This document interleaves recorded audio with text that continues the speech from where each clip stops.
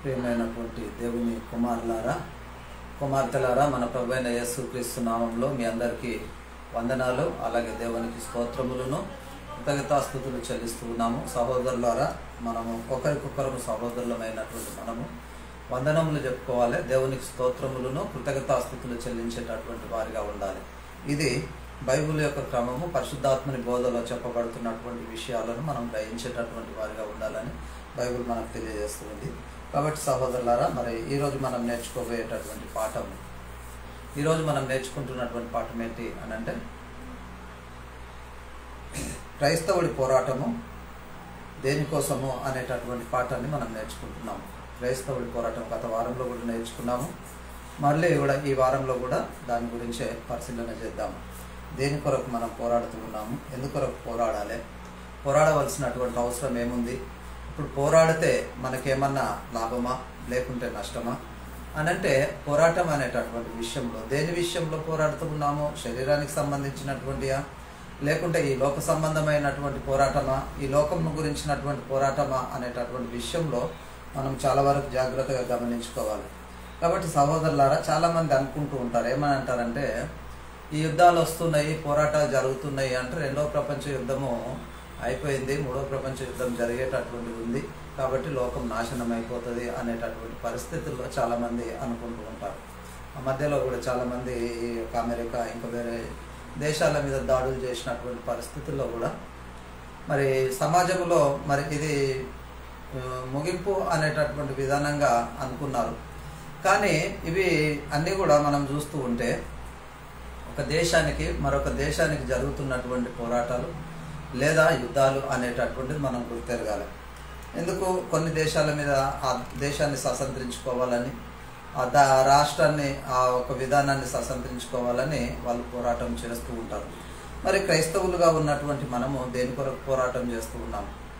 నిజంగా పోరాటం చేయాలనంటే, మనం పోరాటం చేయాలనంటే మన ఎదురుగా ఎవడున్నాడు, మన ఎదురుగా ఉన్నటువంటి బలం ఏంది, మన ఎదురుగా ఉన్నటువంటి వాని దగ్గర ఏ ఆయుధాలు ఉన్నాయి, మనం ఏ ఆయుధాలను ఉపయోగపరచాలి అనేది ముందు తెలుసుకోవాలి. యుద్ధం చేసేటటువంటి వాళ్ళు ఎవరైనా కానీ శత్రువు దగ్గర ఏ ఆయుధం ఉంది, శత్రువు దగ్గర ఏ ఆయుధం ఉంది, ఏ ఆయుధం ఉంటే మనము వారిని ఏ ఆయుధంతో కొట్టగలుగుతాము అనేటటువంటి విషయాన్ని మరి ముందు పసిగట్టాలి, ముందు దాన్ని గ్రహించాలి.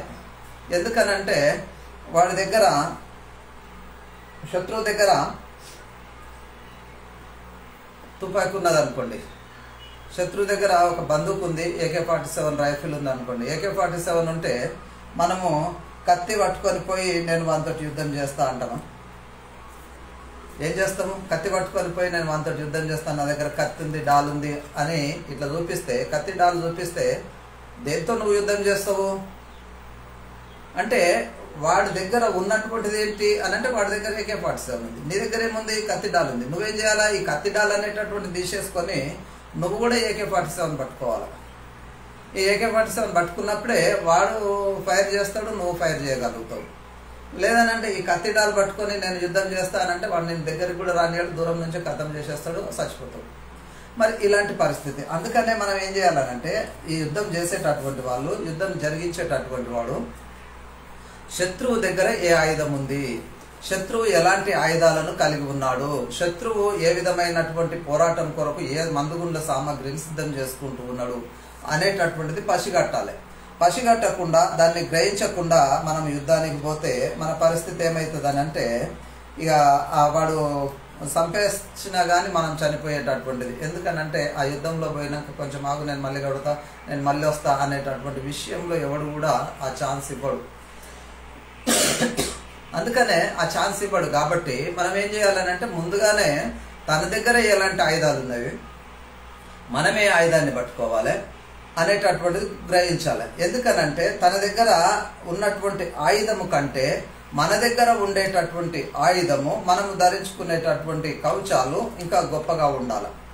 ఎందుకనంటే వాడు ఎన్ని టూల్స్ కొట్టని, ఎన్ని బాణాలు వేయని, ఎన్ని యొక్క మందుగుండ్లతో కాల్చినా కానీ మన యొక్క శరీరంలో దిగకుండా దానికి కావలసినటువంటి కవచాలను ధరించుకొని దానికి కావలసినటువంటి ఏ రోజులో చెప్తారు చూడండి, ఏంటంటే ఏదంటారు కదండి,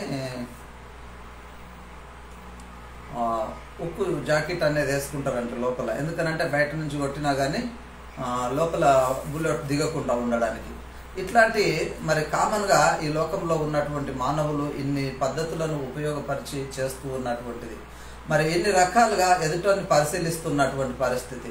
మరి ఈ రకంగా వాళ్ళు యుద్ధం చేసేటటువంటి వాళ్ళే ఇన్ని రకాలుగా పరిశీలిస్తూ ఉన్నారు. ఎందుకనంటే ఈ కంటికి కనిపించేటటువంటి వాటి కొరకు యుద్ధం చేసేటటువంటి వాళ్ళు.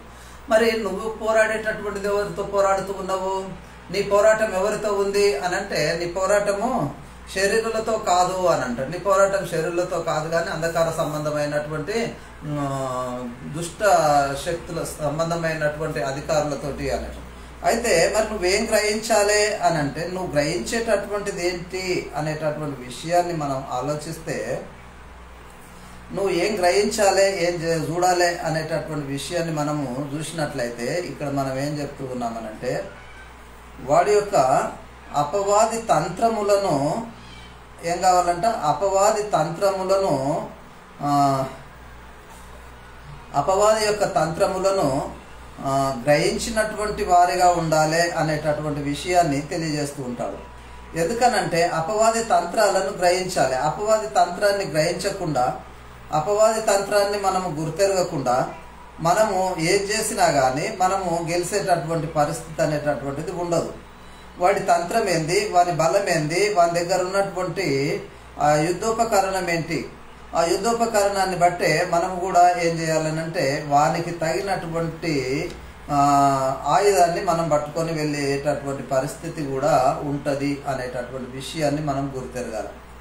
అందుకనే మనం చేసేటటువంటి ప్రతి విషయంలో కూడా నువ్వు ఎలా వెళ్తూ ఉన్నావు, ఎలా ఉంటూ ఉన్నావు, ఏ విధానంగా జరిగిస్తూ ఉన్నావు అనేటటువంటి. అందుకనే ఏమంటాడంటే, ఎఫెసీలకు రాసిన పత్రికలో 6వ అధ్యాయము 11వ వచనంలో చూసినప్పుడు, మీరు అపవాది తంత్రములను ఎరుగుటకు శక్తి కలుగునట్లు దేవుడిచ్చు సర్వాంగ కవచములను ధరించుకొనుడి. ఏమెరగాల అని అంటే, అపవాది తంత్రములను ఎరుగునట్లు.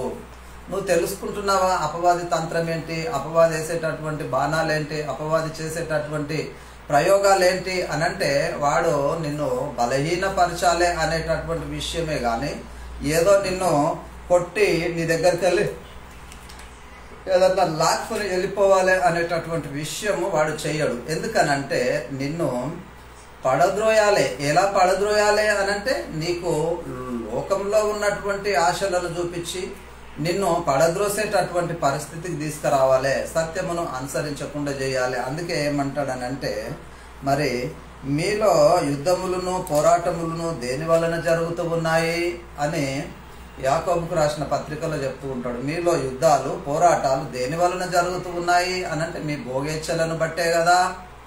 అంటే మీ అవసరాలను బట్టి, మీరు చేస్తున్నటువంటి విధానాన్ని బట్టి మీకు ఈ పోరాటం అనేటటువంటి జరుగుతూ ఉంది.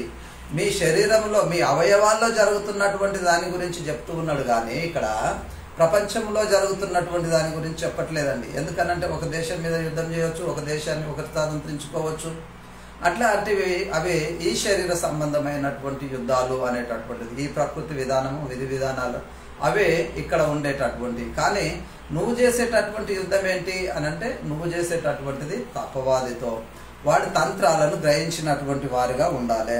వాడి తంత్రాలను గ్రహించినటువంటి వాడిగా ఉండి వాడు ఏం చేస్తూ ఉన్నాడు, ఏం చేస్తాడు అనేటటువంటి విషయాన్ని కూడా మనము తెలుసుకునేటటువంటి వారిగా ఉండాలి. అందుకనే ఏం చేయాలనంటే, వాని తంత్రములను ఎరుగుటకు శక్తిమంతులగునట్లు. ఎందుకనంట శక్తిమంతులు కావాలి. శక్తి లేనివాడు, శక్తి హీనుడు యుద్ధం చెయ్యలేడు. కాబట్టి మరి వాని తంత్రాలను గ్రహించడానికి శక్తిమంతులగునట్లు దేవుడిచ్చు సర్వాంగ కవచములను ధరించుకొనుడి అని అంటాడు. ఏం ధరించుకోవాలంటే, దేవుడు మనకు ఆ యొక్క సర్వాంగ కవచములను అంగమునకు ఒక కవచాన్ని మనకు అనుగ్రహిస్తూ ఉన్నాడు. ఆ సర్వాంగ కవచములను మనం ధరించుకున్నప్పుడు వాడు ఏం చేస్తాడనంటే, వాడు ఎన్ని బాణాలు కొట్టినా లేదా ఎన్ని బుల్లెట్ గుండ్లు దించినా మన యొక్క శరీరంలో కానీ మన ఆత్మీయ జీవితమును గురించి కానీ వాడు కొట్టలేనటువంటి పరిస్థితి. ఎందుకనంటే ఇది మనం చేయవలసినటువంటి అవసరము. కానీ ఏం చేస్తూ ఉన్నామనంటే, వాని శక్తి ఎంత ఉందో, వాని బలం ఎంత ఉందో దాన్ని గ్రహించలేక మనం ఇందాక చెప్పినట్టుగా నేను కత్తితోటి కొడతాను, తుపాకీతోటి కొడితే అన్నట్టు పరిస్థితి ఉంటుంది. కాబట్టి మరి ఏదాన్ని అనంటే కత్తితో కొట్టేటటువంటి వానికి ఎట్లా ఉండాలి అనంటే, వాడు కొట్టాలనంటే కత్తితో కొట్టేటటువంటి వానికి అనంటే సమీపంలో ఉన్నటువంటి వాడినే కొట్టగలుగుతూ ఉంటాడు. ఆ యుద్ధం అప్పట్లో వెనకటి జమానాలో జరుగుతుండేది. అయితే కత్తితో కొట్టేటటువంటిది దగ్గర సమీపంగా ఉన్నటువంటి పరిస్థితుల్లో అప్పుడు కత్తులతో కొట్లాడాలి. మరి అక్కడ దూరం నుంచి వాడు ఫైర్ చేస్తా, నేను కొడతా అనంటే నువ్వు ఎట్లా అనంటే నేను కత్తితో దగ్గర ఉండి కొట్టేటటువంటి కావు ఇవి. ఎందుకనంటే వాడు దూరం నుంచి తన టూల్స్ విసురుతూ ఉంటాడు, తన విధానాన్ని కొనసాగిస్తూ ఉంటాడు. అవి మరి ఏమైతాయనంటే వాడు కొట్టేటటువంటి ఆ బుల్లెట్స్ మనకు దూరి మనల్ని అంతమొందించేటటువంటి ప్రమాదం కూడా ఉంటుంది. అందుకనే వాని యొక్క తంత్రాలను అంటే వాని యొక్క కెపాసిటీ లేదా వాని యొక్క బలము ఎంత ఉంది, ఆ బలానికంటే మనం ఇంకా బలాన్ని పుంజుకున్నటువంటి వారిగా ఉండి దాన్ని జరిగించాలి. అప్పుడే మనము చేసేటటువంటి ప్రతిదీ కూడా దేవునికి మహిమార్థంగా ఉండేటటువంటిది అనేటటువంటి విషయాన్ని మనం గుర్తెరగాలి. అందుకనే వాని తంత్రాలను గ్రహించినటువంటి వాళ్ళం కావాలా, వాని తంత్రాలను ఎరిగినటువంటి వాళ్ళం కావాలా. వాడు దేన్ని నీకు ఎక్కువగా చూపిస్తూ ఉంటాడు, దేన్ని నీకు ఎక్కువగా చూపిస్తూ ఉంటాడు. నువ్వు దేన్నైతే ఇష్టపడుతూ ఉంటావో, నువ్వు దేని మీద అయితే నీ మనసు ఉంటుందో దాన్నే నీకు వాడు ఎరగా వేస్తూ ఉంటాడు. ఎరగా వేసి ఏం చేస్తాడనంటే వాని ఒళ్ళలోనికి లాక్కొని వెళ్ళేటటువంటి పరిస్థితి. కాబట్టి వాటి విషయంలో మనం జాగ్రత్తగా ఉండవలసినటువంటి అవసరం మనకు ఎంతైనా ఉన్నది అనేటటువంటి విషయాన్ని మనము గుర్తెరగాలి. కాబట్టి సహోదరులారా, మరి అలాంటి పరిస్థితుల్లో నువ్వు దేని కొరకు యుద్ధం చేసేటటువంటి వాడుగా ఉన్నావు, ఏ విధానంగా యుద్ధం చేస్తావు అనేటటువంటిది. అంటే శరీర ప్రకారంగా నడుచుకుంటున్నాం మనము, శరీర ప్రకారంగా నడుచుకుంటున్నటువంటి మనం చేసేటటువంటి యుద్ధం ఎవరితో చేస్తూ ఉన్నామో, శరీర సంబంధమైనటువంటి యుద్ధం చేస్తూ ఉన్నామా, లేక వేరే ఏదైనా మనము జరిగిస్తూ ఉన్నామా అనంటే, కొరింథీయులకు రాసిన 2వ పత్రిక, కొరింథీయులకు రాసిన అపోస్తలుడైనటువంటి పౌలు గారు రాసినటువంటి కొరింథీయులకు రాసిన 2వ పత్రిక 10వ అధ్యాయము ఇక్కడ మనం చూడొచ్చండి. 10వ అధ్యాయము 2 నుంచి 6 వచనాలలో మనం పరిశీలిస్తే 2 నుంచి 6 వచనాలలో శరీర ప్రకారము నడుచుకొను వారమని మమ్మను గూర్చి కొందరు అనుచున్నారు కారా అని చెప్తూ ఉన్నాడు. అంటే శరీర ప్రకారం నడుచుకొంచున్న వారమని మమ్మల్ని గురించి కొందరు అనుకుంటున్నారు కదా. అట్టి వారిలో నేను తెగించి కాఠిన్యము చూపవలనని తలంచుకొనుచున్నాను గాని, నేను వచ్చినప్పుడు మీరు కాఠిన్యము చూపకుండునట్లు చేయుడని నేను మిమ్మును బతిమాలు కొనుచున్నాను అని అంటాడు. ఎందుకనంటే శరీర ప్రకారంగా నడుచుకుంటున్నామని అందరూ అనుకుంటున్నారు కదా. అట్టి వారి విషయంలో నేను కాఠిన్యమును చూపాలనేటటువంటి విషయంలో అనుకుంటూ ఉన్నాను. అయితే నేను వచ్చినప్పుడు మీరు అట్టి కాఠిన్యమును కూడా చూపకుండదని మిమ్మల్ని నేను బతిమలాడుకుంటున్నా. ఎందుకనంటే మీరు చూపకూడదు నేను వచ్చినప్పుడు మరి అనేటటువంటి విషయాన్ని తెలియజేస్తూ ఉన్నాడు. ఇంకా మనం ముందుకు చూసినట్లయితే చూపకూడదని మిమ్మల్ని బతిమాలుకుంటున్నా అని చెప్పి, మేము శరీరదారులమై నడుచుకొనుచున్న ప్రకారము యుద్ధము చేయము అని అంటుడు. అంటే మేము శరీరదారులుగా ఉన్నటువంటి ప్రకారము, శరీరదారులమై నడుచుకుంటున్నటువంటి ప్రకారము, శరీర ప్రకారము మేము యుద్ధము చేయము అని అంటాడు. ఏంటంటే శరీర ప్రకారంగా, శరీర సంబంధంగా కొట్టడము కానీ, లేకుంటే తిట్టడము కానీ, లేకుంటే కుస్తీ బట్టి వాని గుద్ది ఇట్లా చేసేటటువంటిది మేము చేయము. కానీ మేము చేసేటటువంటిది వేరే ఉంది అనేటటువంటిది తెలియజేస్తూ ఉన్నాడు. మా యుద్ధోపకరణములు శరీర సంబంధమైనవి కావు అని అంటున్నాడు. ఏంటి అనంటే మా యుద్ధోపకరణాలు ఈ శరీర సంబంధమైనటువంటి కావు. ఎందుకనంటే మేము పోరాడినది వేరే, మేము పోరాడేటటువంటిది ఈ లోకనాథులతో, ఈ లోక సంబంధమైనటువంటి పోరాటము కాదు అనేటటువంటి విషయాన్ని తెలియజేస్తూ ఉన్నాడు. అందుకనే మరి మా యుద్ధోపకరణములు శరీర సంబంధమైనవి కావు, దేవుని ఎదుట దుర్గములను పడజాలనంతా బలము గలవై ఉన్నవి అని తెలియజేస్తున్నాడు. దేవుని ఎదుట దుర్గములను పడజాలనంత బలము గలవై ఉన్నాయి, అంటే పడజాలినంత బలము గలవై ఉన్నాయి. ఎందుకనంటే నీకున్నటువంటి బలము, సమర్థత నువ్వు తక్కువ కాదు. నిన్ను బలహీనపరిచి నువ్వుగా బలహీనంగా అనుకుంటున్నావే తప్ప, నీకున్నటువంటి విధానం ఎట్లానంటే దేవుడిచ్చేటటువంటి సర్వాంగ కవచములను ధరించుకునేటటువంటి వాడిగా ఉండాలి. అప్పుడు నువ్వు ఉన్నటువంటి స్థితి ఏంటి అని అంటే చాలా గొప్ప స్థితిలో ఉంటావు, మంచి ఇదిగా ఉంటావు. అందుకనే మనము చేసేటటువంటి ఈ పోరాటము ఎలాంటిది అనంటే మా యుద్ధోపకరణములు శరీర సంబంధమైనవి కావు అని అంటాడు. మరి దేని ఉన్నాయి, దేని కొరకు ఉంటున్నాయి? శరీర సంబంధమైనటువంటి కావైతే మరి వేటితో పోరాటం జరుగుతూ ఉంది, దేని కొరకు ఈ పోరాటం జరుగుతూ ఉంది అని అంటే మేము మా యుద్ధోపకరము దుర్గములను పడజాలనంత బలము గలవై ఉన్నవి అనేటటువంటి విషయాన్ని ఇక్కడ తెలియజేస్తూ ఉన్నాడు. కాబట్టి సహోదరులారా, మరి ఏ విధమైనటువంటి యుద్ధాన్ని కొనసాగిస్తూ ఉన్నారు, ఏ విధమైనటువంటి విధానాన్ని మేము కొనసాగిస్తూ ఉన్నాము అని తెలియజేస్తూ ఇక్కడ ఏమంటూ ఉండంటే మేము వితర్కములను దేవుని గూర్చిన జ్ఞానమును అడ్డగించి ప్రతి ఆటంకమును పడద్రోసి ప్రతి ఆలోచనను క్రీస్తుకు లోబడినట్లు చెరపట్టి అని అంటాడు. ఎందుకనంటే ఇక్కడ చెప్పేటటువంటిది ఏమంటూ ఉన్నాడు అని అంటే మేము వితర్కములను దేవుని గూర్చిన జ్ఞానమును అడ్డగించేటటువంటి ప్రతి ఆటంకాన్ని, దేవుని గురించినటువంటి జ్ఞానాన్ని అడ్డగించేటటువంటి ప్రతి ఆటంకాన్ని మరి ఏం చేస్తూ ఉన్నారు వీళ్ళు అని అంటే మరి ప్రతి ఆటంకాన్ని ఇక్కడ ప్రతి ఆటంకమును పడద్రోసి ప్రతి ఆలోచనకు క్రీస్తుకు లోబడినట్లు చెరపడుతూ ఉన్నామంట. క్రీస్తుకు లోబడినట్లు ఎందుకనంటే ప్రతిదాన్ని మరి పడద్రోసి మరి ప్రతి విధమైనటువంటి దాన్ని మన మధ్యలో నుండి వెలివేసేటటువంటి పరిస్థితుల్లో ఉండి క్రీస్తుకు లోబడేటటువంటి విధానంగా మరి చెరపట్టుకొని వస్తూ ఉన్నాము అనేటటువంటి మాటలను తెలియజేస్తున్నారు. కాబట్టి సహోదరులారా, నిజంగా మనం దేని కొరకు యుద్ధం చేస్తూ ఉన్నాము అనేటటువంటి విషయంలో మనం తెలుసుకోకుండా మనమేమనుకుంటున్నామని అంటే ఎక్కడన్నా ఏదన్నా ఓ రాజ్యం మీదకి ఓ రాజ్యం వచ్చిందని అంటాగో అక్కడ యుద్ధం జరుగుతుందండి, అక్కడ ఫలానా జరుగుతుంది, ఇక వీళ్ళకు వాళ్ళకు అని. ఇంకొంతమంది ఏమంటారంటే ఇజ్రాయెల్ దేశమే ప్రాముఖ్యమైంది, ఇజ్రాయెల్ దేశమే ఏదైనా సాధించాలంటే ఇజ్రాయెల్ దేశంలోనే వాళ్ళే ఏదైనా యుద్ధ నీతిని కొనసాగించాలి అనేటటువంటిది. వీళ్ళు ఏదాని గురించి ఆలోచన చేస్తున్నారు అని అంటే ఇంకా ఈ శరీర సంబంధమైనటువంటిది, ఈ లోక సంబంధమైనటువంటి పోరాటం గురించి, యుద్ధం గురించి ఆలోచిస్తూ ఉన్నారు. కానీ ఈ ఆత్మీయ జీవితంలో జరుగుతున్నటువంటి పోరాటం గురించి ఆలోచించడం లేదు. అందుకనే ఏమంటూ ఉన్నారని అంటే వీళ్ళు మరి ఈ లోక సంబంధమైనటువంటిది కాదు, ఈ శరీర సంబంధమైనటువంటిది కాదు అని వీళ్ళు తెలియజేస్తూ ఉన్నారు. మరి వీళ్ళు ఆలోచించే ఇప్పుడు నేటి సంఘం ఏం ఆలోచిస్తుంది? క్రైస్తవులుగా ఉన్నటువంటి వాళ్ళనంటే అవునండి, ఇశ్రాయేలీలు లేదా ఇక్కడ ఉన్నటువంటి వాళ్ళు లోకం మీదకి లోకం లేస్తుంది, రాజ్యం మీదకి రాజ్యం వస్తుంది, ఒకరిని ఒకడు పొడుచుకొస్తారు అని అంటే వీళ్ళ ఆలోచన ఏముంది అంటే ప్రకృతికి సంబంధించినటువంటి ఆలోచనను కలిగి ఉంటూ ఉన్నారు. కానీ దేవుని వాక్యం ఏం చెప్తుంది అని అంటే ప్రకృతి సంబంధమైనటువంటి విషయాలను గురించి తెలియజేయటం లేదు. ఎందుకనంటే ఆత్మ సంబంధమైనటువంటి సంగతులను ఆత్మ సంబంధమైన సంగతులతో సరిచూచుచు వీటిని గురించి మేము మీకు బోధించుచున్నాము అని అంటాడు. అంటే దేని గురించి బోధిస్తూ ఉన్నాడు అని అంటే ఆత్మ సంబంధమైనటువంటి సంగతులు. మరి ఇక్కడ ఇప్పుడు లోకంలో జరుగుతున్నటువంటి బోధ ఏంటి అని అంటే శరీర సంబంధమైనటువంటి యేసు ప్రభుని నమ్ముకుంటే మీకు బంగ్లా వస్తుంది, మీకు కారు వస్తుంది, లేకుంటే పలానా జరుగుతాయి, మీకు ఉద్యోగాలు వస్తాయి, మీ అప్పుల బాధలు తీరుతాయి.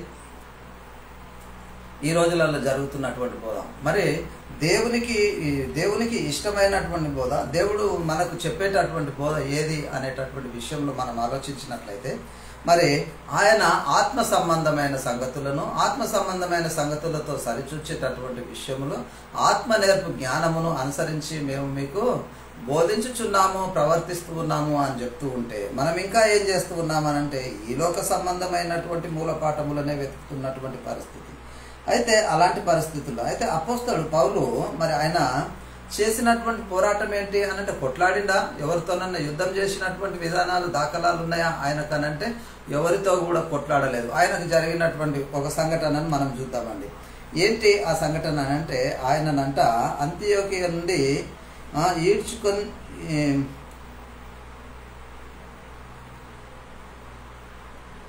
అంతియోకియ నుండి ఇకోనియ నుండి యూదులు వచ్చి జనసమూహము తన పక్షమున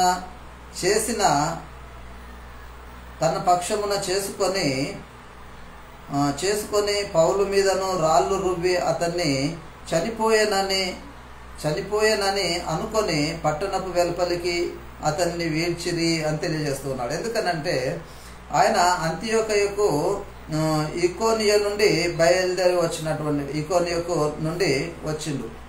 అంతియోకయ నుండి ఈకోనియ నుండి వచ్చినటువంటి పరిస్థితుల్లో యూదులంతా జనసమూహమును వీళ్ళు సమకూర్చుకొని వీళ్ళు ఏం చేశారనంటే అపోస్తలుడైనటువంటి పౌలు గారి మీద రాళ్ళు రువ్వి కొట్టడం అనేటటువంటిది జరిగింది. మరి యుద్ధం చేసేటటువంటి వాడు ఏం చేస్తాడనంటే వాడు కొడుతూ ఉంటే ఇంకోడు కూడా కొడతాడు. కానీ అపోస్తలుడైనటువంటి పౌలు గారు ఆయన ఎవరిని కొట్టినటువంటి దాఖలాలు లేవు. ఎందుకు అనంటే శరీర సంబంధమైనటువంటి విషయంలో కొట్టట్లేదు, శరీర సంబంధమైనటువంటి విషయంలో పోరాటం చేయట్లేదు, శరీరం మీద కాదు అనేటటువంటి విషయాన్ని రూఢిగా చెప్తూ ఉంది బైబిల్. కానీ దాన్ని నమ్మాలి, నమ్మి దాని అనుసారంగా ప్రవర్తించాలి అనేటటువంటి విషయాన్ని మనం గుర్తుపెట్టుకోవాల్సినటువంటి అవసరం మనకు ఎంతైనా ఉంటూ ఉంది. అందుకనే ఏమంటూ ఉన్నాడనంటే ఆయన మీద రాళ్ళు రువినటువంటి పరిస్థితుల్లో ఏం జరిగిందంటే ఆయన చనిపోయిండు అని అనుకున్నారు. అందరూ కూడా ఏమనుకున్నారంటే ఆయన చనిపోయిండు అని చెప్పి ఆయన ఏం చేశారనంటే ఆ పట్టణపు వెలుపలికి ఈడ్చుకొని పోవడం అని అంటే ఎట్లా ఈడ్చుకొని పోతారండి? కాళ్ళు బట్టో లేకుంటే ఏదో ఒక రకంగా తాడుగట్టో ఈడ్చుకొని పోయి అక్కడ పడేసి వస్తారు. మనం చూస్తూ ఉంటాం ఏదైనా చనిపోయినటువంటి జంతువులను కానీ ఇంకా వేరే వాటి కలేబారాలను కానీ ఎలా తీసుకొని వెళ్తారో ఈడ్చుకొని పోయిర్రు అనేటటువంటిదే ఆ మాట వర్తిస్తూ ఉంటుంది. ఎందుకనంటే ఎత్తుకపోయి అక్కడ పడేసిర్రు అనేటటువంటిది వేరు, ఈడ్చుకొని పోయిర్రు అనేటటువంటిది. అట్లా ఆయనను ఈడ్చుకొని పోయి ఆ ఒక పట్టణపు వెలుపల అతన్ని పడేసినటువంటి పరిస్థితి. మరి అదే విధానంగా మరి ఆయన అక్కడికే ఆగిపోలేదు అక్కడ జరిగినటువంటి విషయాన్ని. అయితే మరి ఆయన ఏం చేసిందంటే అయితే శిష్యులను తమ తట్టు నిలిచి ఉండగా అతడు లేచి ఆ పట్టణంలో ప్రవేశించి మరునాడు బర్నాబాతో కూడా దెర్బాకు బయలుదేరిపోయాను అని తెలియజేస్తూ ఉన్నాడు. దెర్బాకు బయలుదేరిపోయాను అంటే అక్కడే ఆగిపోలేదు, ఇంకా వేరే ప్రాంతానికి వెళ్ళిపోయాడు. వారు అతని నుండి నియమమును ప్రకటించిన ప్రతి పట్టణంలో ఉన్నారని చెప్పాను అని తెలియజేస్తున్నాడు. అంటే వాళ్ళు నిజంగా అక్కడ ఆగిపోలేదు, వాళ్ళు అక్కడ ఉండిపోలేదు. కానీ వాళ్ళు ఏం చేసిర్రు అనంటే వాళ్ళు బయలుదేరి వెళ్ళిపోయిర్రు. వాళ్ళను ఈ శరీర సంబంధమైనటువంటి విషయాల మీద లక్ష్యం ఉంచేటటువంటి వాళ్ళు ఏం చేసిర్రు అనంటే ఆయనను కొట్టిండు, చనిపోయిండు అని అనుకున్నారు. అయినా ఆయన ఎవరిని కూడా కొట్టలేదు అనేటటువంటిది మనం స్పష్టంగా చూస్తూ ఉన్నాం. కొట్టలేదు, ఆయన శరీర సంబంధులతో యుద్ధము చేయలేదు. కానీ ఆయన చేసేటటువంటి యుద్ధం ఏంటి అనంటే ఆయన చేసేటటువంటి యుద్ధము మరి అపవాది తంత్రములను గ్రహిస్తూ ఆయన యుద్ధం చేస్తూ ఉన్నట్టుగా మనకు తెలియజేస్తూ ఉన్నాడు. ఇంకా మనం ముందుకు చూసినట్లయితే అపొస్తలుల కార్యము 10వ అధ్యాయము అపొస్తలుల కార్యము 14వ అధ్యాయం 19-22 వరకు మనం చూసినామండి. ఇప్పుడు అపొస్తలుల కార్యము 16వ అధ్యాయము 21 నుంచి 24 వరకు మనం చూద్దాము. అపొస్తలుల కార్యము 16వ అధ్యాయము 21 నుంచి 24 వరకు మనం చూద్దామండి. అయితే ఇక్కడ ఏం చెప్తూ ఉన్నాడు అంటే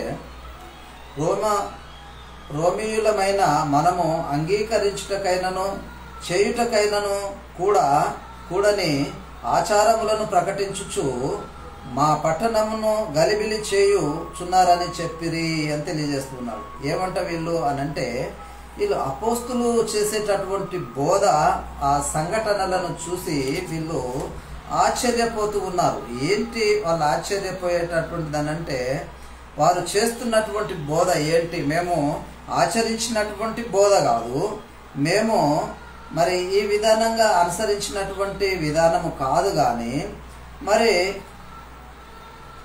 వీరు ఏదో కొత్త సంగతులను ప్రకటిస్తూ ఉన్నారు అనేటటువంటి విషయంలో వాళ్ళు ఆశ్చర్యపోయినటువంటి పరిస్థితి. అయితే ఆ పట్టణంలో చేరి ఉన్నారని చెప్పుకుంటున్నారు. అయితే అప్పుడు బహుజన సమూహము అతని మీదకి దుమ్ముగా వచ్చెను అని న్యాయాధిపతులు అతని వస్త్రములను లాగి వేసి అతని బెత్తముతో కొట్టవలెనని ఆజ్ఞాపించను అని తెలియజేస్తున్నాడు. ఎందుకనంటే అతన్ని మరి వీళ్ళు చేసేటటువంటి యొక్క బోధ వాళ్ళేమో ఏం జరిగిస్తూ ఉన్నారంటే వాళ్ళేమో ఈ శరీర సంబంధమైనటువంటి బోధలను శరీర సంబంధమైనటువంటి వాటిని వాళ్ళు బోధిస్తూ ఉంటే మరి ఆత్మీయ జీవితమును గురించి, ఆత్మ సంబంధమైనటువంటి సంగతులను గురించి వీళ్ళు బోధ చేస్తూ ఉంటే దీనికి దానికి పొంతన లేకపోవటం ద్వారా మేము ఆచరిస్తున్నటువంటి సంగతులు కావు, మేము ఆచరించవలసినటువంటి విషయాలు కావు. మరి ఇదేదో కొత్త కొత్త సంగతులను వీళ్ళు తీసుకొచ్చి చెప్తూ ఉన్నారు. మరి వీళ్ళను ఏం చేయాలి అనంటే వీళ్ళను కొట్టాలి, వీళ్ళను కొట్టి చెరసాలలో వేయాలి అనేటటువంటి పరిస్థితి వాళ్ళు ఆలోచించి వారిని కొట్టడం అనేటటువంటిది, చెరసాలలో వేయడం అనేటటువంటిది కూడా జరుగుతూ ఉంది. అయితే అప్పుడు వారి కొట్టవలసినటువంటి అవసరం వచ్చింది, వారిని చెరసాలలో కూడా వేసినట్టు. అంటే ఇవి ఎందుకు జరుగుతూ ఉంది, ఇది ఎందుకు అనంటే వీళ్ళు శరీర సంబంధులతో కొట్లాడట్లేదు.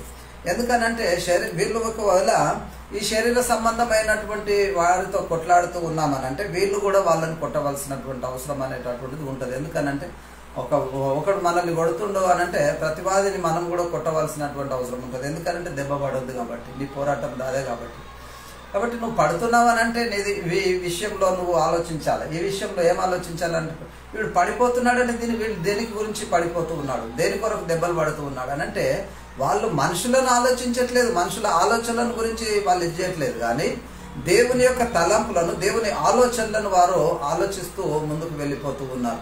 అయితే వాళ్ళు ఆ విధానంగా వెళ్ళిపోతూ ఉంటే సాతానుడు వీళ్ళను ప్రేరేపించి ఈ శరీర సంబంధమైనటువంటి విధానంగా వాళ్ళను బలహీనపరిచి సువార్తకు ఆటంకం చేయాలనేటటువంటి ఉద్దేశం వాడు కలిగి ఉన్నాడు. కానీ అక్కడ కూడా వాళ్ళు ఆగిపోయినటువంటి దాఖలాలు లేవు అనేటటువంటి విషయాన్ని మనం గ్రహిస్తూ ఉన్నాం. కాబట్టి ప్రియులారా, మరి ఏ విధానంగా ఉంటూ ఉన్నారు, ఏం జరిగిస్తూ ఉన్నారు, ఎక్కడ వీళ్ళ యుద్ధము ఏంటి అనేటటువంటి విషయాన్ని జాగ్రత్తగా పరిశీలిస్తే ఎవ్వరు కూడా ఈ శరీర సంబంధమైనటువంటి యుద్ధాలను చేసినటువంటి విధానం అనేటటువంటిది లేదు.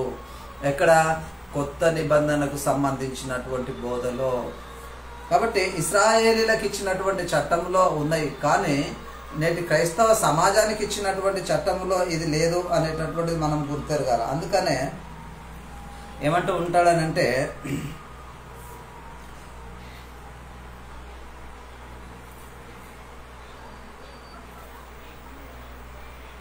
అయితే వీళ్ళు తిరుగుతూ ఉన్నారు. ఎందుకనంటే అనేక శ్రమలు అనుభవిస్తూ ఉన్నారు, అనేకమైనటువంటి హింసలు పొందుతూ ఉన్నారు. వాళ్ళు ఎక్కడ పోయినా కానీ వాళ్లకు ఈ యొక్క శ్రమలు అనేటటువంటి తప్పట్లేదు. ఏ శ్రమలు తప్పట్లేదు అంటే శరీర సంబంధమైనటువంటి శ్రమలు, శరీరానికి శ్రమలు అనేటటువంటిది తప్పట్లేదు. వాళ్ళు తప్పించుకోలేనటువంటి పరిస్థితుల్లో వాళ్ళు మరి తిరుగుతూ ఉన్నారు, వాళ్ళు దేవుని సువార్తను ప్రకటిస్తూ ఉన్నారు. అందుకనే మేము మాసిదోనియాకు వచ్చినప్పుడు మా శరీరమునకు ఏమాత్రమును విశ్రాంతి పొందలేదు అని తెలియజేస్తున్నాడు. మేము మాసిదోనియాకు వచ్చినప్పుడు మా శరీరం ఎలాంటి విశ్రాంతి, ఎంత మాత్రమునో విశ్రాంతి పొందలేదు అని వాళ్ళు చెప్తూ ఉన్నారు. ఎటు పోయినను మాకు శ్రమ కలిగెను అని అంటాడు. ఎటు పోయినను మాకు శ్రమ కలుగుతూ ఉంది, ఎక్కడ పోయినా మాకు శ్రమ, ఎక్కడ పోయినా మాకు హింసలే కలుగుతూ ఉన్నాయి అనేటటువంటి విషయాన్ని తెలియజేస్తూ ఏమంటూ ఉన్నాడనంటే, అయితే శ్రమనే కలిగెను అని తెలియజేస్తూ వెలుపటి పోరాటముల లోపల భయము, వెలుపటి పోరాటములు లోపట భయము ఉండెను అని అంటాడు. అంటే వెలుపటి పోరాటం అని అంటే ఏంటి అనంటే శరీరానికి యువతల, అంటే ఈ ఆత్మకు ఉన్నటువంటి యువతలి విధానం, అంటే ఈ లోక సంబంధమైనటువంటిది వెలుపటిది అనేటటువంటి. అయితే లోపల అనంటే లోపల సంబంధం ఏంటి, లోపటి విషయంలో అనంటే నీ హృదయంలో, నీ తలంపుల్లో, నీ ఆలోచనలో కూడా యుద్ధం అనేటటువంటిది జరుగుతుంది అని మనం గ్రహించాలి. అందుకనే ఈ రెండు పోరాటాల మధ్య మనం ఏం చేస్తూ ఉన్నామంటే సతమతం అయిపోతూ ఉన్నాం. మనిషికి నెమ్మది లేదు, సమాధానం లేదు, శాంతి లేదు. ఎందుకు లేదు అని అంటే డబ్బు లేదా అని అంటే డబ్బు విస్తారంగా సంపాదించుకుంటున్నారు. డబ్బును విస్తారంగా ఎంతో కోట్ల కొలది ఆస్తులు సంపాదించి పెట్టుకున్నా కానీ వాళ్ళలో ఏమి లేదు అని అంటే విశ్రాంతి లేకపోయింది, నెమ్మది లేకపోయింది, మనశ్శాంతి లేకపోయింది. వాళ్ళకు ఉన్నటువంటి వ్యత్యాసం ఏంటి అని అంటే వాళ్ళేమో సువార్త ప్రకటించి వాళ్ళు శ్రమ పొందుతూ ఉంటే వీళ్ళు సర్వసంపదలు కలిగి ఉండే కూడా వీళ్ళు ఏం చేస్తూ ఉన్నారంటే శ్రమ అనుభవిస్తూ ఉన్నారు. ఎందుకనంటే ఈ లోక సంబంధమైనటువంటి విషయాల్లో వీళ్ళు ఆలోచిస్తూ ఉన్నారు కనుక. అందుకనే వీరికి ఉన్నటువంటి పోరాటములను గురించి తెలియజేస్తూ ఉన్నాడు. అందుకే వెలుపటి పోరాటములో లోపల భయము ఉండెను అని తెలియజేస్తున్నాడు. వెలుపటి పోరాటం గురించి లోపల భయం అనేటటువంటిది ఉన్నది అనేటటువంటి మాటను వెల్లడిపరుస్తున్నాడు. కాబట్టి సహోదరులారా, మరి ఏ విధానంగా ఉండాలి, ఎక్కడ మనం చేసేటటువంటి పోరాటము, ఎవరితో పోరాటం చేస్తున్నాము అనేటటువంటి విషయాలను గ్రహించేటటువంటి వారిగా ఉండాలి.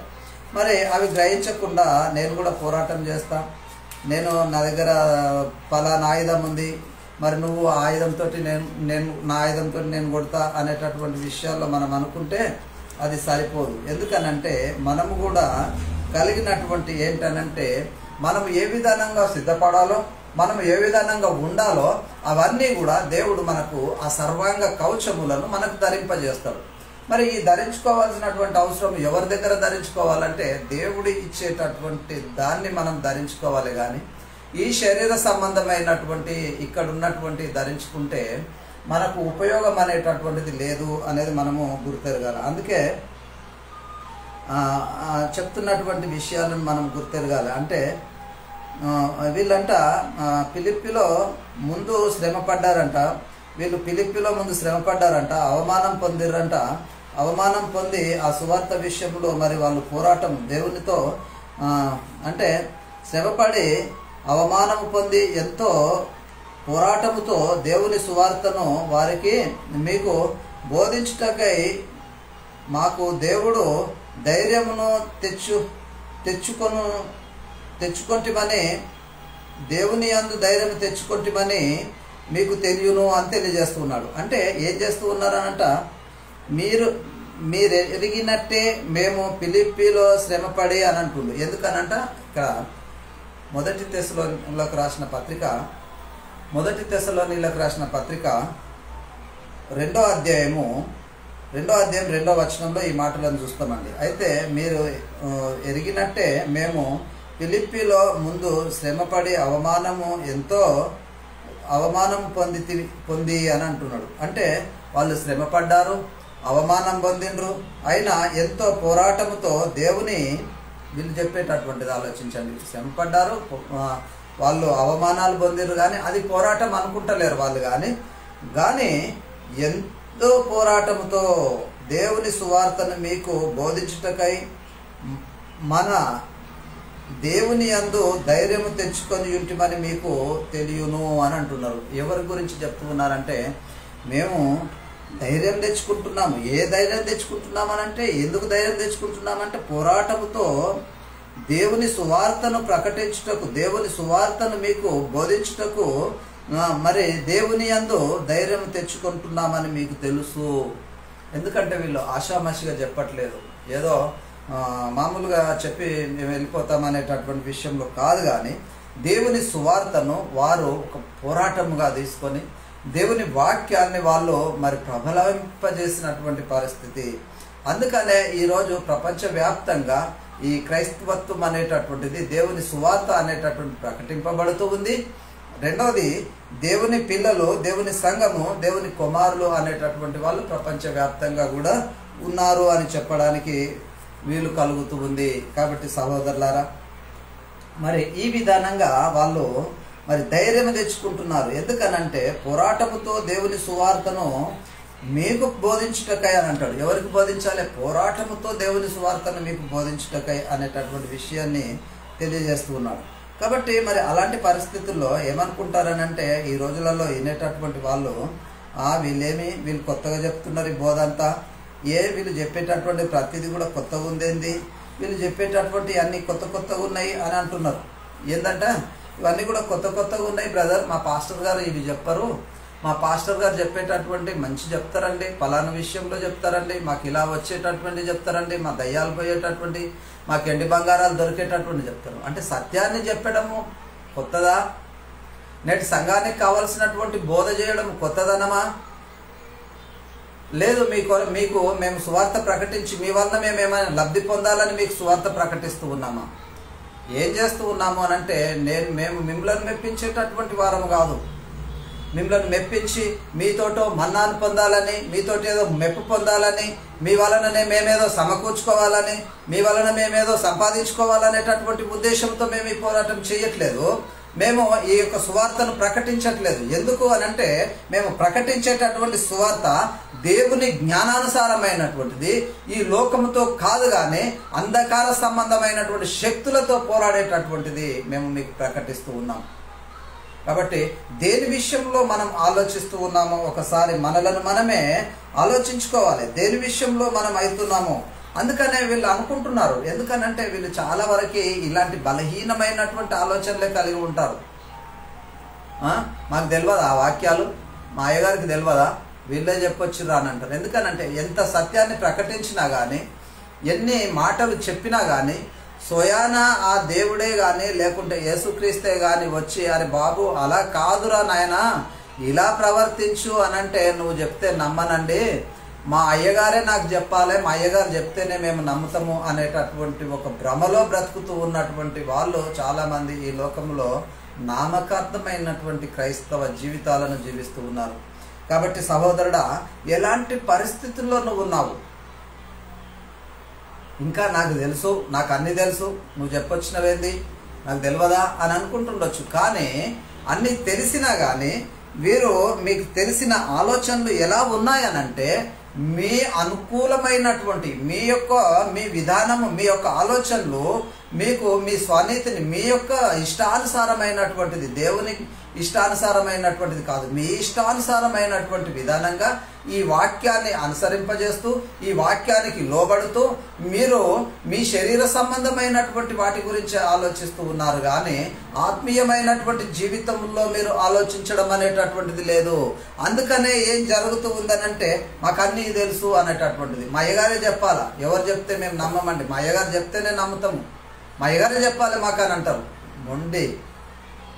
ఈ మొండి వ్యవహారం. ఎందుకనంటే నీకు ఈ పరిశుద్ధ గ్రంథమైనటువంటి ఈ బైబిల్ గ్రంథముల్లో రాయబడినటువంటి మాటలు, ఈ బైబిల్ గ్రంథముల్లో ఉన్నటువంటి వాటిని చదివి ఈ బైబిల్ గ్రంథముల్లో ఉన్నటువంటి వాటిని నేర్చుకొని నీ జీవితాన్ని చక్కబెట్టుకొని నువ్వు సరైనటువంటి మార్గంలో నడిచి ఆ నిత్య రాజ్యము లేదా ఆ నిత్య జీవమును ససంత్రించుకొని ఆ పరలోకానికి వెళ్ళేటటువంటి వాడిగా ఉండాలని దేవుడు ఈ బైబిల్ గ్రంథాన్ని నీకిస్తే నువ్వేం చేస్తున్నావు అంటే నీ ఇష్టానుసారమైన నీ నీతిని స్థాపిస్తూ ఉన్నావు ఇక్కడ తప్ప దేవుని నీతికి లోబడట్లేదు, దేవుని జ్ఞానానికి లోబడట్లేదు, దేవుని ఆలోచనకు విధేయత చూపట్లేదు. కానీ నీ ఇష్టానుసారంగా ప్రవర్తిస్తూ ఉన్నావు. ఆ రోజు నుంచి ఇయ్యలే కాదండి, ఇది ఇయ్యాల జరుగుతున్నటువంటిది కాదు. ఆయన పాత నిబంధన కాలంలో వాళ్ళకి ఇశ్రాయేళ్ళకి ఇచ్చినటువంటి ఆ చట్టం విషయంలో కూడా వాళ్ళు కూడా అదే జరిగించినటువంటి పరిస్థితి. మరి అది వాళ్ళ ద్వారా మీకు వారసత్వంగా వచ్చేస్తుంది. మీకు బోధించేటటువంటి వాళ్ళ ద్వారా కావచ్చు, వాళ్ళకు బోధించినటువంటి వాళ్ళ ద్వారా కావచ్చు, ఇదే కంటిన్యూగా వారసత్వముగా వచ్చేస్తుంది. అదే దాన్ని బట్టే మీరు కూడా ఈ ఆలోచనలు ఆలోచిస్తూ ఉన్నారు. ఎందుకనంటే మాకు తెలుసు, మా అయ్యగారు చెప్పడా, మా అయ్యగారికి తెలియదా, మరి మీరే చెప్పొచ్చిర్రా అనేటటువంటి విధానంలో ఏంది కొత్త బోధ అని అనుకుంటున్నారు. కానీ అందుకే ఏమంటూ ఉన్నాడంటే వాళ్ళ గురించి అనంటే ఈరోజు మీ గురించి మీరు రక్షణ పొందాలని మీ విషయంలో మేము దేవునికి ప్రార్థన చేస్తూ ఉన్నాము, సర్వసత్యాన్ని మీ ముందుకు తీసుకొచ్చి బోధిస్తూ ఉన్నాము. కానీ లోబడకపోతే అది మీ ఇష్టం, చెప్పకపోతే మాకు శ్రమ. అపోస్తలుడైన పౌలు గారు అదే చెప్పిండు కదా, అయ్యో నేను సువార్త ప్రకటించకపోతే నాకు శ్రమ అని అంటాడు. మరి మేము కూడా అదే చెప్తూ ఉన్నామండి, సువార్త ప్రకటించకపోతే మీకు తెలియజేయకపోతే మాకు శ్రమ. మీకు చెప్తూ ఉన్నాము కదా, మీరు లోబడకపోతే అప్పుడు మీకు శ్రమ. మీ ఇష్టము, మీ విధానము. నిత్య జీవానికి పోతావా, లేకుంటే పరలోకానికి పోతావా, నిత్య నరకానికి పోతావా, అది నీ ఇష్టం మీద ఉంది. ఎంత చెప్పినా వినకపోతే ఏం చేస్తారండి, తీసుకుపోయి అందులో పడేస్తాడు. కాబట్టి ఏ విషయంలో నువ్వు ఆలోచిస్తున్నావో చూసుకో. ఒకసారి వాక్యాన్ని ఆలోచించు, ఒకసారి వాక్యానుసారంగా నీ ఆలోచన వాక్యానుసారంగా దేవుని అనుసారంగా ఉందా, దేవుని వాక్యానికి అనుగుణంగా ఉందా, లేకుంటే నీ ఇష్టానుసారంగా నీ మాటలు ఉంటూ ఉన్నాయా, మీరు ఆలోచించండి. అందుకే అపోస్తలుడైన పౌలు తెలియజేస్తూ ఉన్నాడు, ఇశ్రాయేలుల గురించి ఆయన ప్రార్థన చేస్తున్నాడట. ఈరోజు మేము మీ గురించి ప్రార్థన చేస్తున్నామని నేను తెలియజేస్తూ ఉన్నానండి.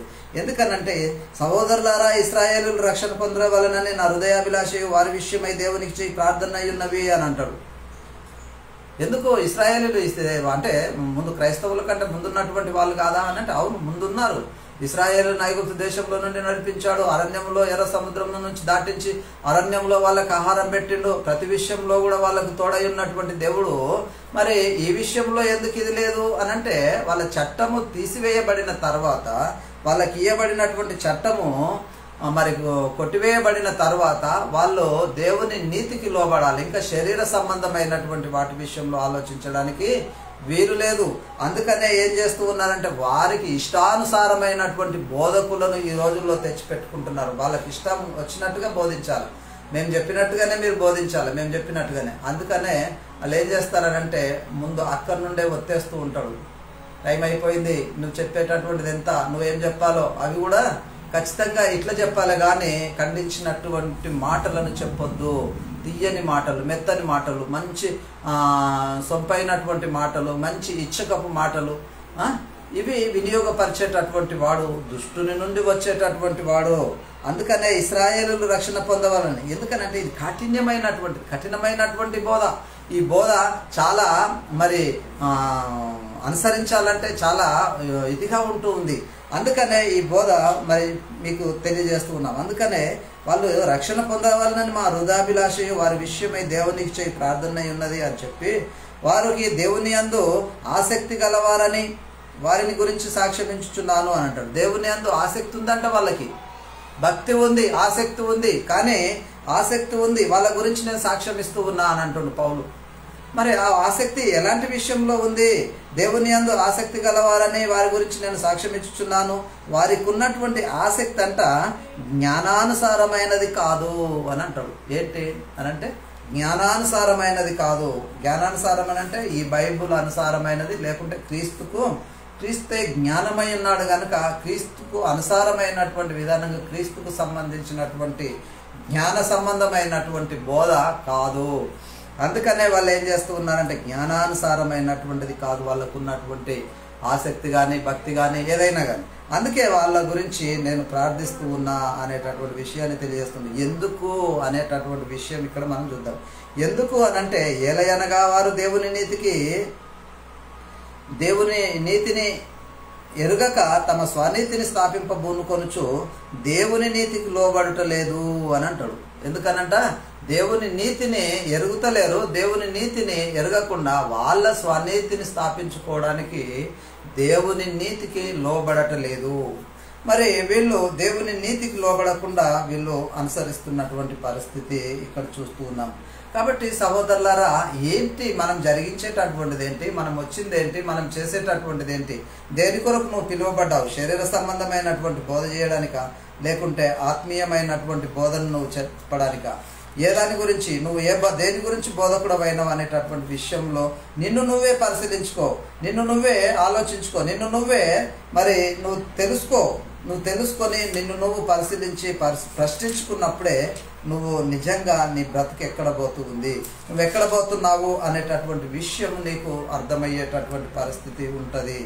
అందుకే ఏమంటాడనంటే, మరి నువ్వు చేసేటటువంటి పరిచర్య కానీ, నువ్వు చేసేటటువంటి పనులు కానీ, నువ్వు చేసేటటువంటి నడవడిక కానీ ఎలా ఉండాలనంటే మంచి మనస్సాక్షి కలిగినటువంటిదై ఉండాలనంట. ఎట్లా ఉండాలి అనంటే, మరి మంచి మనస్సాక్షి కలిగినదై ఉండవాలను అనేటటువంటి విషయాన్ని తెలియజేస్తున్నాడు. ఎందుకనంటే, అట్టి మనస్సాక్షి కలిగినటువంటిది నీ గురించి అట్టి మనస్సాక్షి అనేటటువంటిది ఉండాలి అని ఎవరికి చెప్తూ ఉన్నాడు అనంటే, అపోస్తలుడైనటువంటి పౌలు గారు తిమోతికి తెలియజేస్తూ ఉన్నాడు.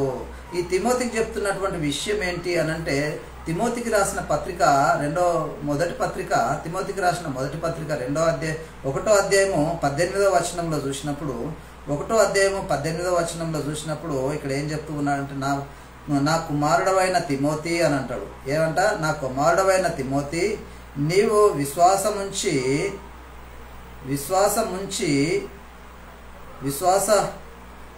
నీవు విశ్వాసమును మంచి మనస్సాక్షియు కలిగిన వాడవై నిన్ను గూర్చి ముందుగా చెప్పబడిన ప్రవచనముల చొప్పున ఈ మంచి పోరాడవలనని వాటిని బట్టి ఈ ఆజ్ఞ మీకు అప్పగించుచున్నాను అని తెలియజేస్తున్నాడు. చూడండి, ఏం చెయ్యాలా అనంటే, నా ప్రియ కుమారుడా తిమోతి, నీవు విశ్వాసమును మంచి మనస్సాక్షి కలిగిన వాడవై నిన్ను గూర్చి ముందుగా చెప్పబడిన ప్రవచనముల చొప్పున ఈ మంచి పోరాటము పోరాడవలెనని అని తెలియజేస్తున్నాడు. ఏంటి అని అంటే, ఒక మంచి పోరాటం అనేటటువంటిది పోరాడాలి. మనస్సాక్షి, మంచి మనస్సాక్షి ఉండాలి. మంచి పోరాటం అనేటటువంటిది నువ్వు పోరాడేటటువంటి వాడిగా ఉండాలి. అట్టి వారికి వాటిని బట్టి ఈ ఆజ్ఞ మీకు అప్పగించుచున్నాను. ఏ ఆజ్ఞను అనంటే, మీరు మంచి విధానంగా ఉండండి అనేటటువంటి విషయంలో ఆయన మీకు ఆజ్ఞను అప్పగించుచున్నాను అని తెలియజేస్తున్నాడు. అట్టి వారు మనస్సాక్షిని కొందరు త్రోసివేసి అట్టి వారి మనస్సాక్షిని కొందరు త్రోసివేసి విశ్వాస విషయంలో ఓడబద్దలైపోయి వలెనని చేయుచున్నారు అని తెలియజేస్తున్నాడు. ఎందుకనంటే వీళ్ళు కొంతమంది మనస్సాక్షి సరిగ్గా లేనటువంటి వాళ్ళు, వీళ్ళు సరైనటువంటి విధానంగా వాళ్ళు సువార్త ప్రకటించలేనటువంటి వాళ్ళు. అందుకనే వీళ్ళు ఎట్లా ఉంటారంటే, వాళ్ళ మనసులో వాళ్ళ విశ్వాసం అంటే ఓడ బద్దలైపోయినట్టుగా ఉంటారు. ఓడ బద్దలైపోతే సముద్రంలో నుండి ఎవడు కూడా ఇది గడ్డకు రాలేడు, ఎందుకంటే అది సముద్రం కనుక.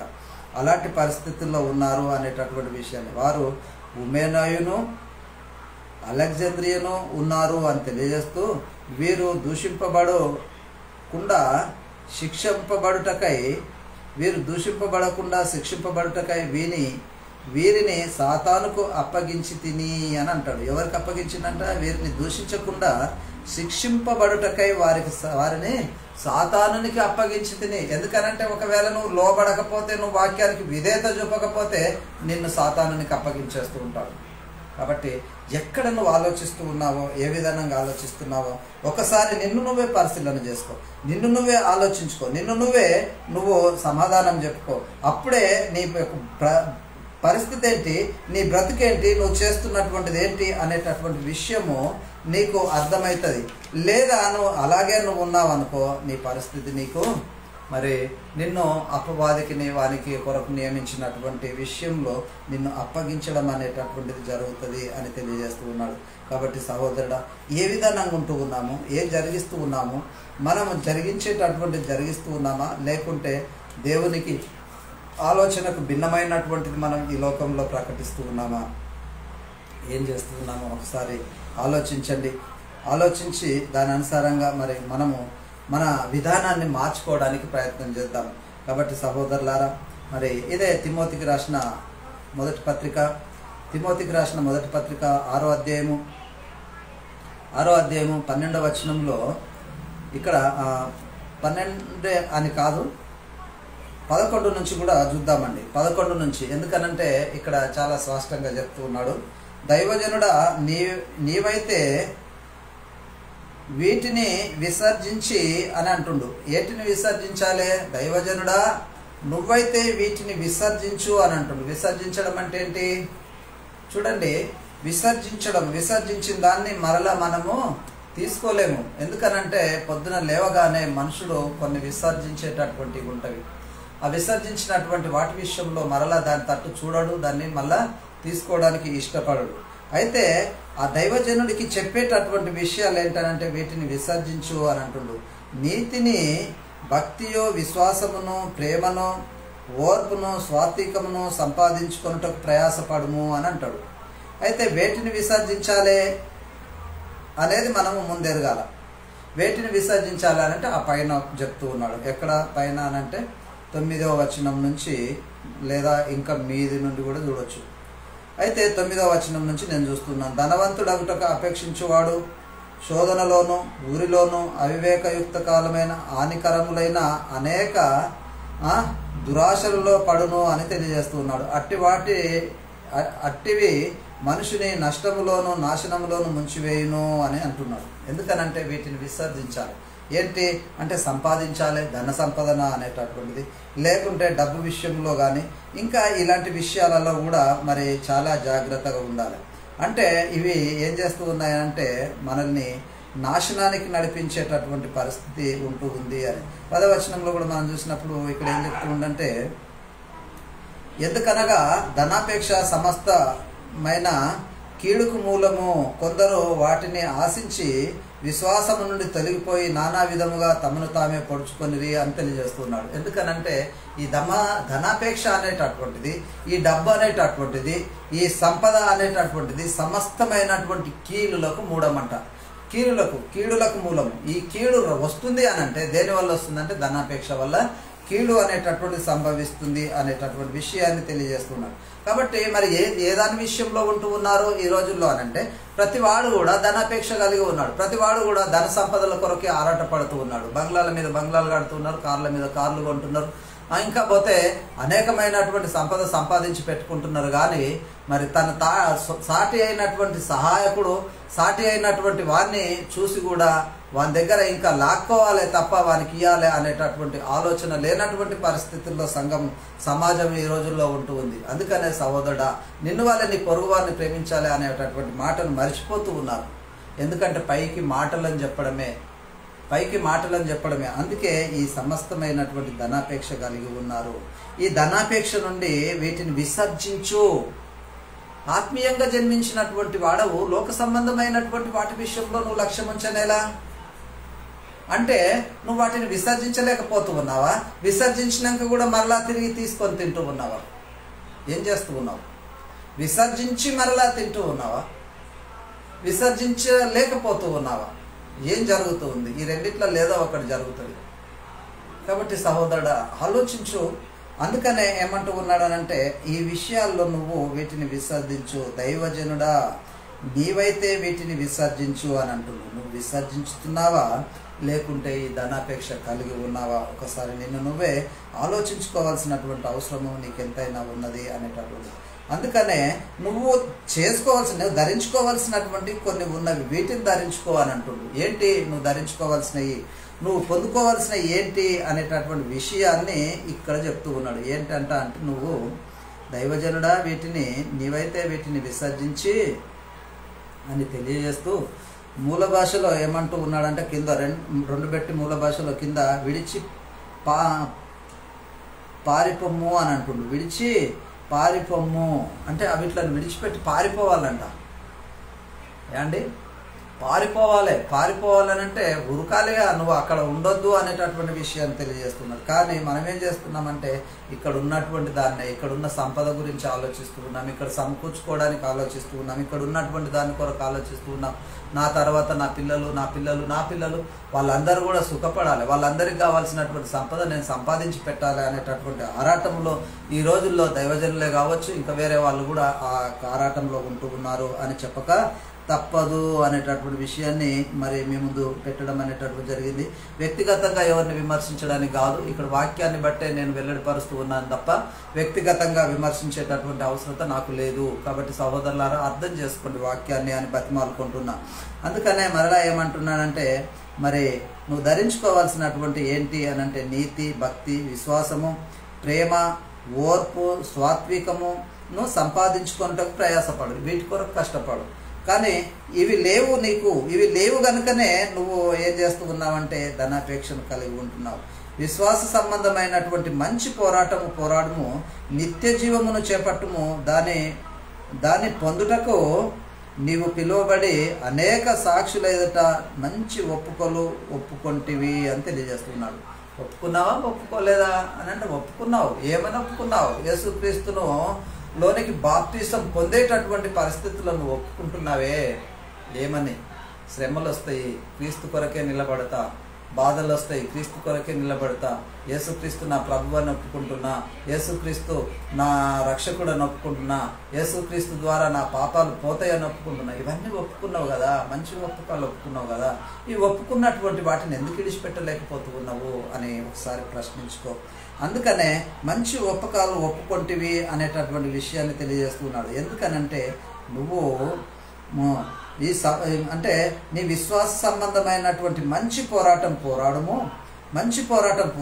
నిత్య జీవమును చేపట్టుము అని అంటే నిత్య జీవాన్ని చేపడుతూ ఉన్నావా లేకుంటే నిత్య నరకానికి పాత్రని వైపుకున్నావా? ఒకసారి ఆలోచించుకో. నిత్య జీవమును చేపట్టుము అనేటటువంటి మాటను తెలియజేస్తూ ఉన్నాడు. అందుకే నిత్య జీవమును చేపట్టుము అని తెలియజేస్తూ నువ్వు మంచి ఒప్పకములను ఒప్పుకొంటివి అనేటటువంటిది అని నీకు తెలియజేస్తూ ఉన్నటువంటి విషయాన్ని నువ్వు గుర్తెరగాల. కాబట్టి సహోదరుడా, దేని విషయంలో నీ ఆలోచన కలిగి ఉంటూ ఉన్నావు, దేని విషయంలో నువ్వు ఆరాటపడుతూ ఉన్నావో ఒకసారి ఆలోచిస్తూ ఉన్నామా? నేను ఎక్కడ పోతూ ఉన్నా, నా పరిస్థితి ఏంటి, నా హృదయం ఎక్కడ ఉంది, దేని కొరకు లాగుతూ ఉంది, ఈ లోకంలో ఉన్నదాని కొరకు నా హృదయం లాగుతూ ఉందా, లేక దేవుని విషయంలో, దేవుని పని విషయంలో, దేవుని వాక్య విషయంలో నేను ఎలా ప్రకటించాలి, ఎలా మరి సమాజాన్ని నేను ముందుకు నడిపించాలి అనేటటువంటి ఒక మార్గదర్శిగా ఆలోచిస్తూ ఉన్నావా?